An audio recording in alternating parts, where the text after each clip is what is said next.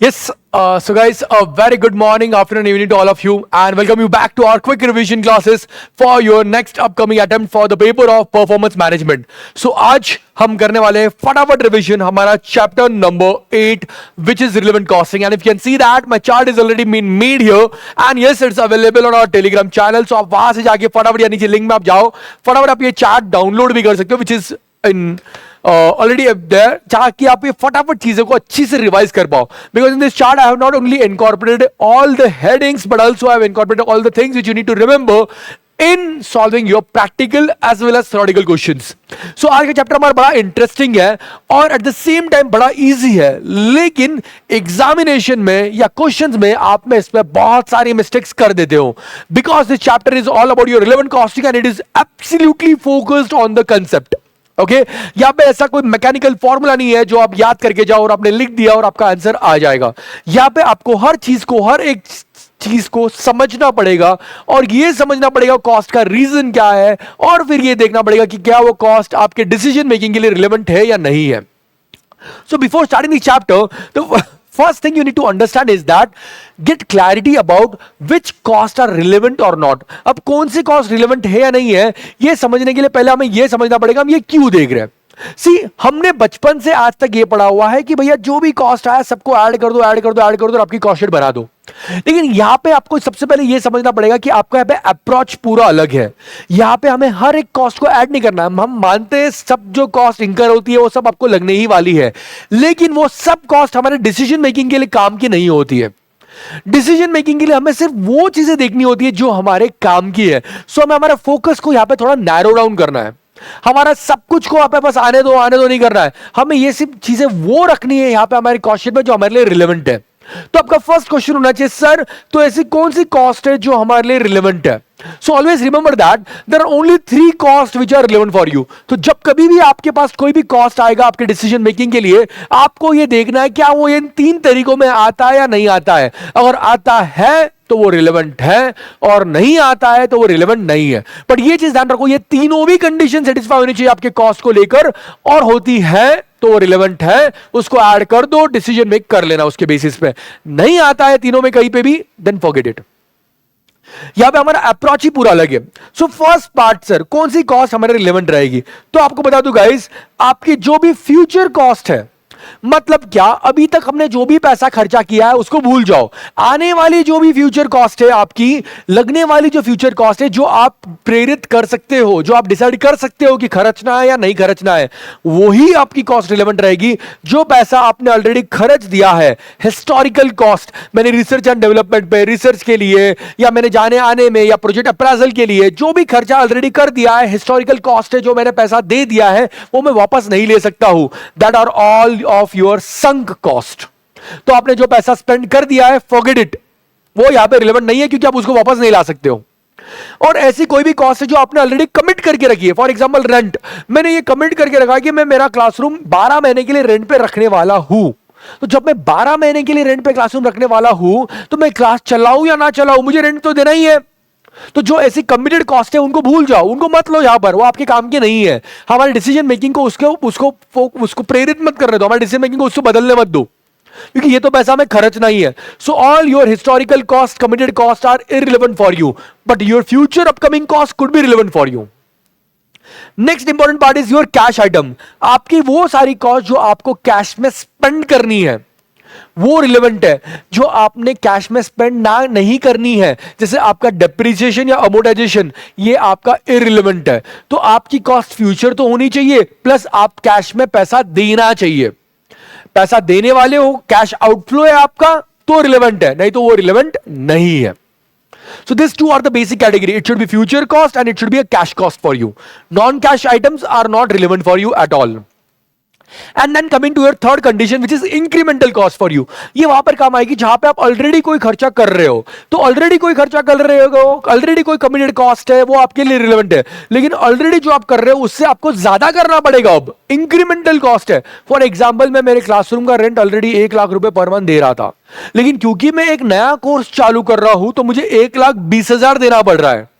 तो कितना नया देना पड़ रहा है मेरे ये डिसीजन मेकिंग की वजह से, 20,000, तो ये 20,000 ही मेरे लिए रिलेवेंट रहेगा. So only and only incremental cost is going to be relevant for you. The cost which you are already spending is going to be irrelevant for you.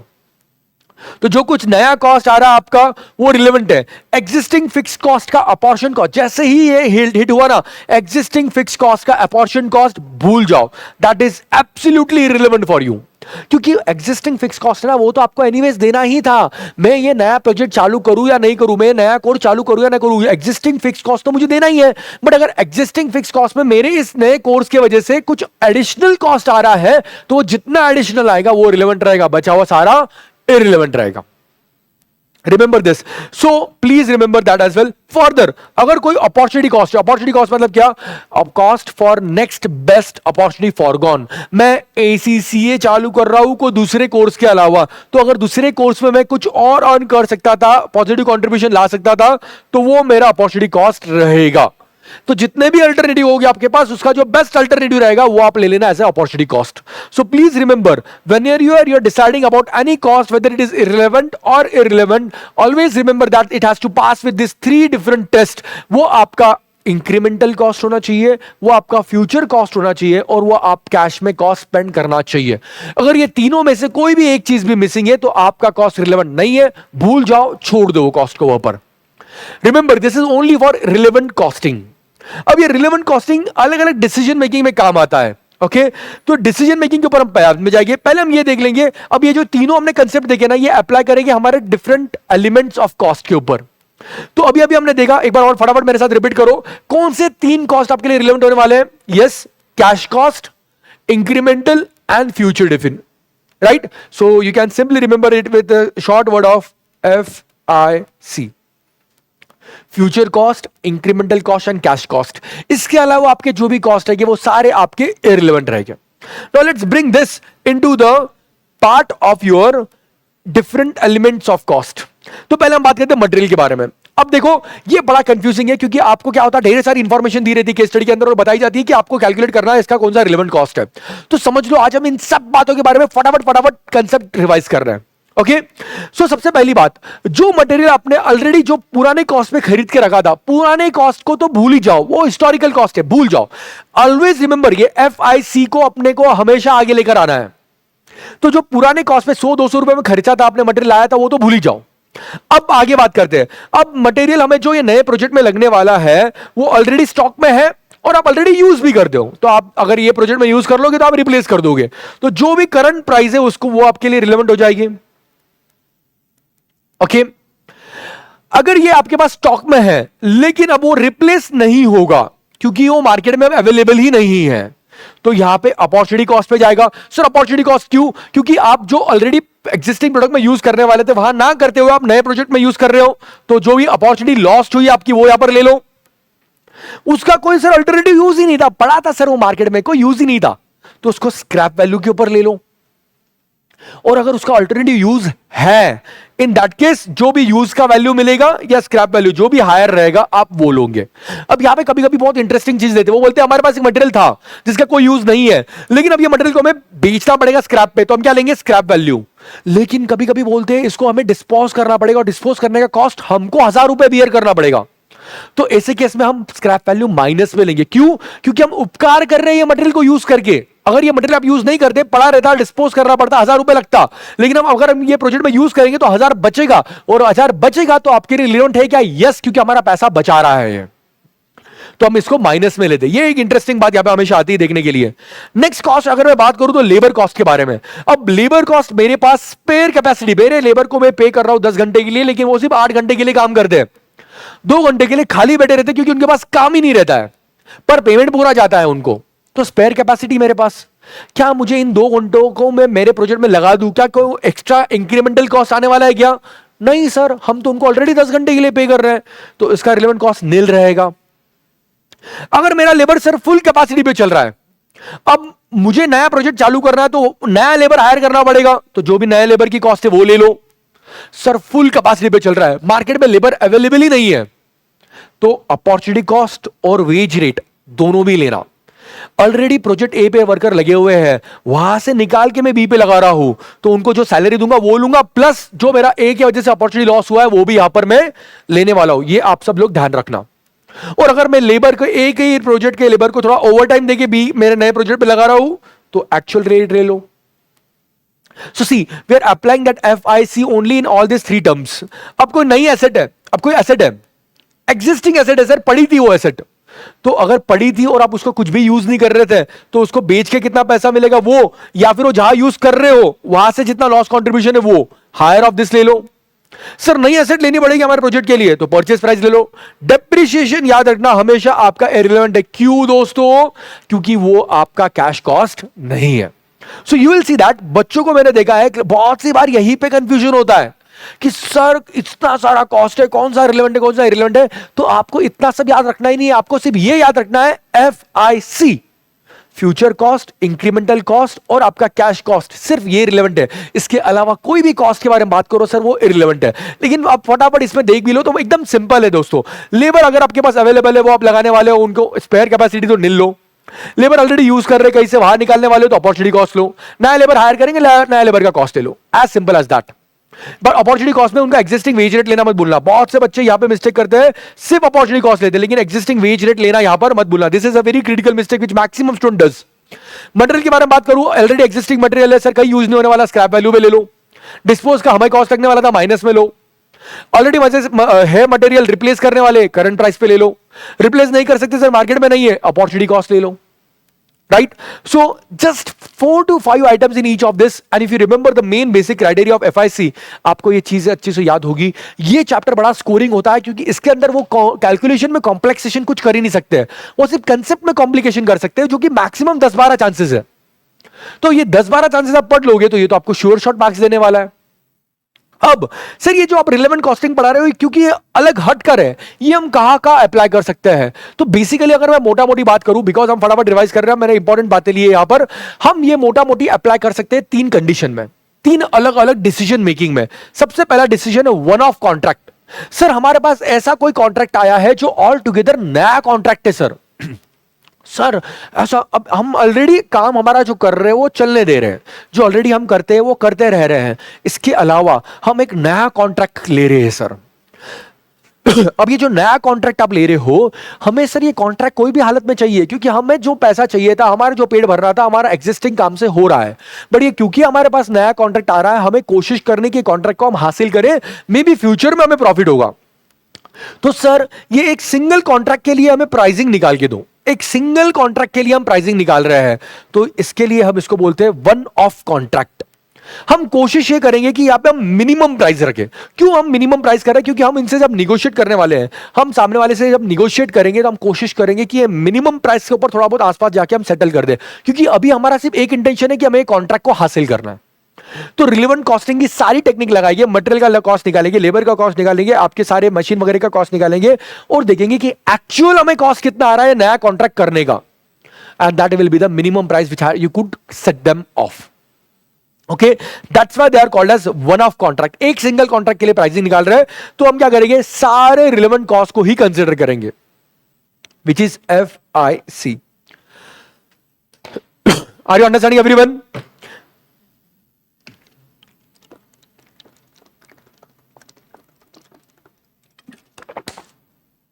अब हम दूसरे के बारे में बात करते हैं। अब हम शटडाउन डिसीजन के बारे में बात करते हैं दोस्तों। अब शटडाउन डिसीजन में भी हम रिलेवेंट कॉस्टिंग अप्लाई कर सकते हैं। अब शटडाउन डिसीजन मतलब क्या, हमारे एग्जिस्टिंग सब जो 2-3 प्रोजेक्ट चल रहे हैं, अब हम ये सोच रहे हैं कि क्या इसमें से एक कोई डिपार्टमेंट है वो हम क्या बंद कर दे क्या।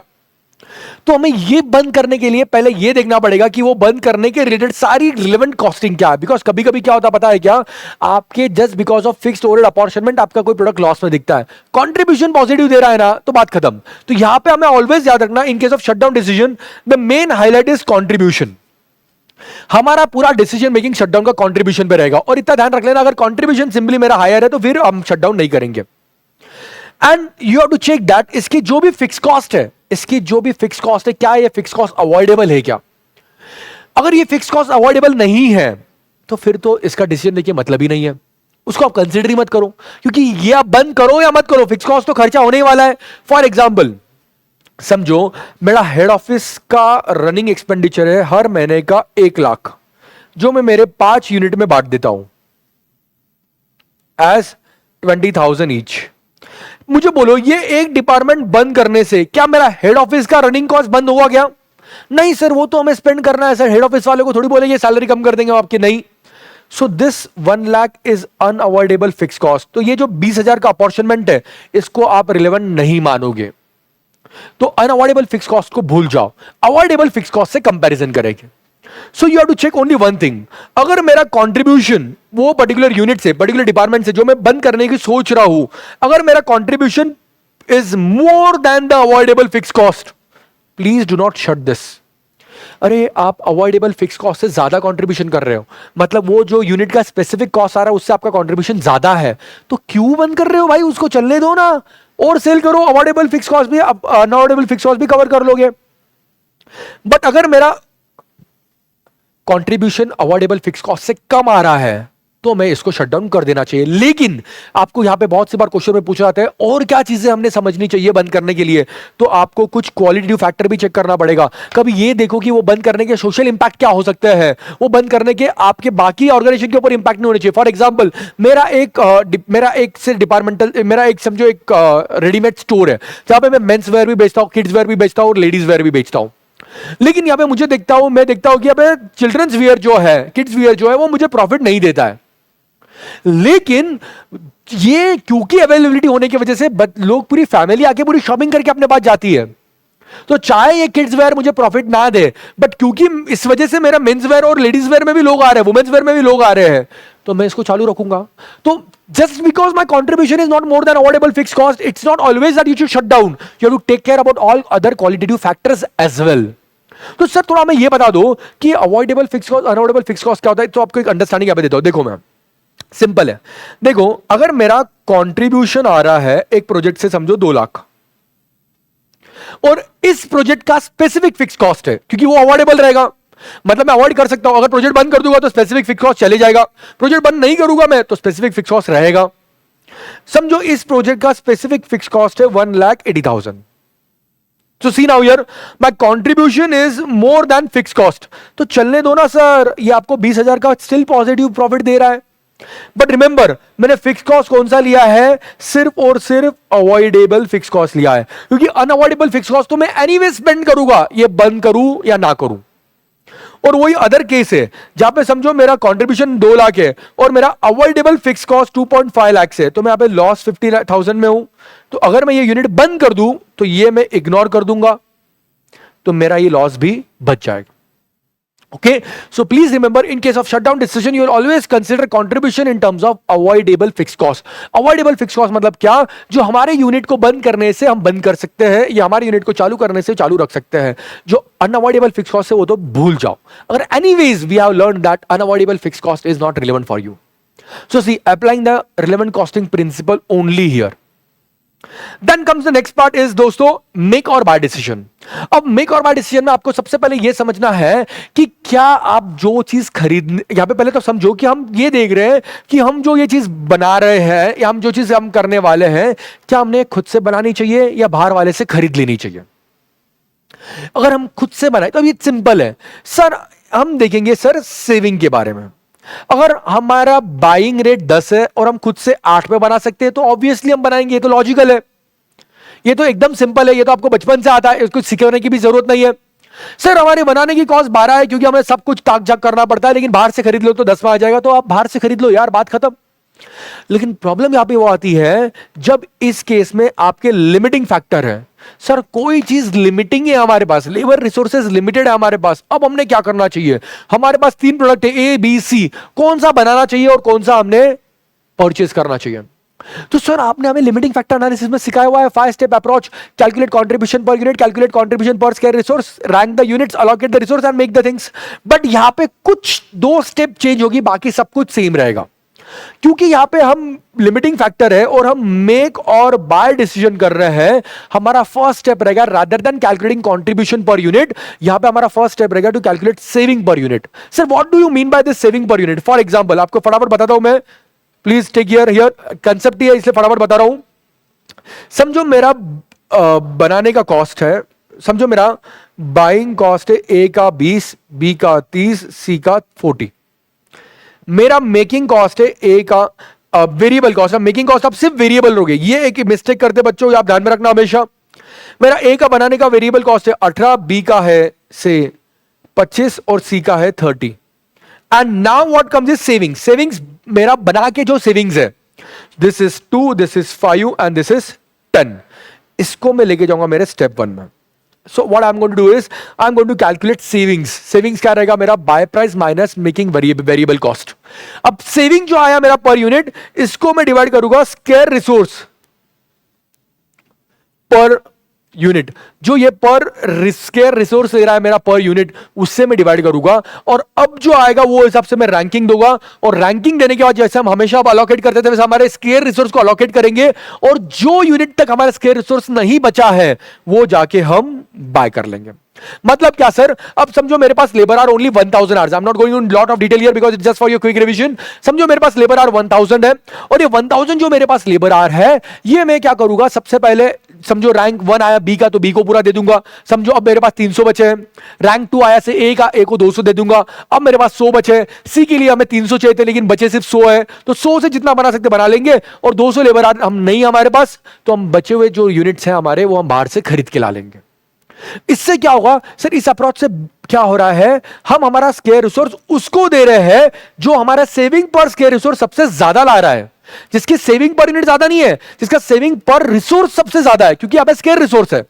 अगर स्केयर रिसोर्स नहीं होता तो सेविंग पर यूनिट सबसे ज्यादा जिसका होता है हम उसके पास जाते हैं, बट क्योंकि यहां पे स्केयर रिसोर्स है, हम सेविंग पर स्केयर रिसोर्स जिसका सबसे ज्यादा है उसको हम बना रहे हैं, फिर सेकंड रैंक के पास जा रहे हैं, और जो सेविंग पर स्केयर रिसोर्स सबसे कम दे रहा है वो जाके मार्केट में बाय कर रहे हैं। लेकिन हम यहां पे एक प्रॉब्लम ऐसा होता है बच्चों कि बाय करने की वजह से, आउटसोर्सिंग करने की वजह से there are some problems and some advantages.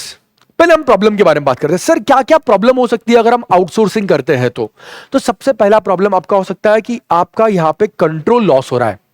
दोस्तों यहां पे क्योंकि हमने हमारी प्रोसेस कुछ आउटसोर्स कर दी है, तो हमारा कंट्रोल ही नहीं, उसके ऊपर बेचारा सामने वाला जो लाकर देगा हमें लेना पड़ेगा। एट द सेम टाइम हम एक चांस भी मिस कर रहे हैं फ्यूचर में इस डिवीजन को डेवलप करने का, क्योंकि हम इसमें ध्यान ही नहीं दे रहे। क्वालिटी के ऊपर भी हमारा फोकस नहीं है, पता नहीं है, सप्लायर गलत चूज हो सकता है आपका, अरे भाई उल्टा सुल्टा सप्लायर चूज हो जाएगा कभी कभी गलती से। आपका लीड टाइम इंक्रीज हो सकता है क्योंकि हमारा आपस कंट्रोल नहीं है, सामने वाला बोला 4 दिन में भी 8 दिन भी लगा देगा। आपका कॉन्फिडेंशियलिटी लूज हो सकता है, अगर कोई मैं क्रिटिकल, जैसे कोई क्रिटिकल रोल में किसी को दे दूं तो मेरा कॉन्फिडेंशियलिटी जो है, मेरी जो चीजें हैं, मेरी प्लानिंग है, मेरे प्रोडक्ट्स है, मेरा डिजाइन है, वो भी सब मेरा किसी की और के पास जा सकता है। और इसके सोशल इंपैक्ट भी है कि हम हमारे लेबर को, हमारे लोगों को पैसा देने की जगह हम दूसरे के लोगों को पैसा दे रहे हैं। Even that has to be taken care. लेकिन इसके एडवांटेजेस भी है, बुरा मत मानो, टेंशन मत लो, इसके एडवांटेजेस भी बहुत है। एडवांटेज क्या है? सबसे पहला एडवांटेज है कि आपको फ्लेक्सिबिलिटी है। भाई मुझे टेंशन नहीं है, मुझे चाहिए तो मैं लूंगा, नहीं चाहिए तो नहीं लूंगा। पर अगर वही मैंने खुद से बनाना चालू किया, तो मैं पूरा बना डिजाइन डेवलप करके रखा हूं, तो मुझे अभी तो पैसा खर्चना ही पड़ेगा, मुझे बनाना ही पड़ेगा। There is no flexibility, in fact waste of resource if I am not using them. मेरा कैश फ्लो इंक्रीज होगा क्योंकि मेरा पैसा इन्वेस्टेड नहीं है, मैं पैसा सिर्फ जब दूंगा जब मुझे कोई चीज चाहिए। Concentrate, I can focus on my core competency. अब मेरा काम टीचिंग है, तो मुझे कैंटीन पे टेंशन देने का जरूरत नहीं। कैंटीन मैंने किसी को आउटसोर्स कर दिया, भाई तू आ खाना बना, और वो खाना बनाने में स्पेशलिस्ट भी है, तो वो अपना देखेगा, काम करेगा, करके जाएगा। मेरा काम है टीचिंग, हमारा काम है वी स्मार्ट में टीचिंग, हम टीचिंग करेंगे, पूरे जोरों शोर से टीचिंग करेंगे, और हम इस पे ही फोकस करेंगे। हम हमारे नोट्स की क्वालिटी और बेहतर करने की कोशिश करेंगे। और जो ये दूसरी चीजें है, कैंटीन वैंटीन की चीजें, हम किसी और को पकड़ा देंगे। So outsourcing has its own benefit and disadvantage as well, that just need to understand in terms of theory point of view which you could have been asked some time. So ये सारा चीज है आपका, आपके relevant costing chapter को। लेकिन इन सब में एक चीज याद रखना, आपकी कौन सी कॉस्ट रिलेवेंट है दोस्तों? आपके सिर्फ 3 कॉस्ट रिलेवेंट है, जो फ्यूचर है, जो इंक्रीमेंटल है, और जो आपकी कैश कॉस्ट है। और इन 3 चीज के ऊपर ही पूरा चैप्टर डिपेंडेंट है, क्योंकि इन 3 चीज के ऊपर हम देखते हैं हमारे रिसोर्सेज की कॉस्ट क्या आएगी, और ये 3 चीज के ऊपर हम देखते हैं हमारे अलग अलग डिसीजन मेकिंग में आप कौन सा डिसीजन लोगे। Okay guys, I have tried my best to give you all the things, all the important concept of this particular chapter. Please remember this is only for your revision purpose. अगर आप इससे पूरा complete understanding लाने की कोशिश करो तो आपको नहीं आएगा दोस्तों, क्योंकि ये चैप्टर बहुत इन डेप्थ है, बहुत इंटरेस्टिंग चैप्टर है, और सच में दिमाग कंसेप्ट को समझने वाला चैप्टर है, जिसके लिए आई विल सजेस्ट कि आप ये पूरा कोर्स ही करो। अगर हाँ आप रिवीजन कर रहे हो, आपने ऑलरेडी कहीं से पढ़ रखा है, तो ये this is video is best for you. Okay, if you liked it, please share with your friends who are doing ACCA and it will be helpful for them as well. See you in our next video. पढ़ाई करो, अच्छी से करो, जोरों शोरों से करो और मेरे इन रिवीजन वीडियो का और बेनिफिट ले सकते हो ऐसे कि आप ये पहले करो और फिर इसके बाद जाके खुद पढ़ो, या पहले खुद पूरा चैप्टर पढ़ लो फिर ये रिवीजन वीडियो देखो. This will give you maximum impact of this revision lectures. और इसके बाद I will suggest, generally what I suggest is, आप ये वीडियो देख लो, फिर क्या होता है ना, आपको कंसेप्ट एक बार सब दिमाग में ब्रश अप हो गए, फिर आप पढ़ोगे ना तो आप फटाफट ग्रास्पिंग करोगे. जो पढ़ने के लिए आपको 3 घंटा लगेगा आप 2 घंटे में पढ़ लोगे और फिर उसकी ढेर सारी प्रैक्टिस कर लो. That's it. This is the best way how you could use these videos. Okay. See you in the next video. Till then, and yes, notes are available on the Telegram channel. You can check it there on the Telegram channel. आपको नीचे link में भी मिल जाएगा. See you in the next class. Bye bye.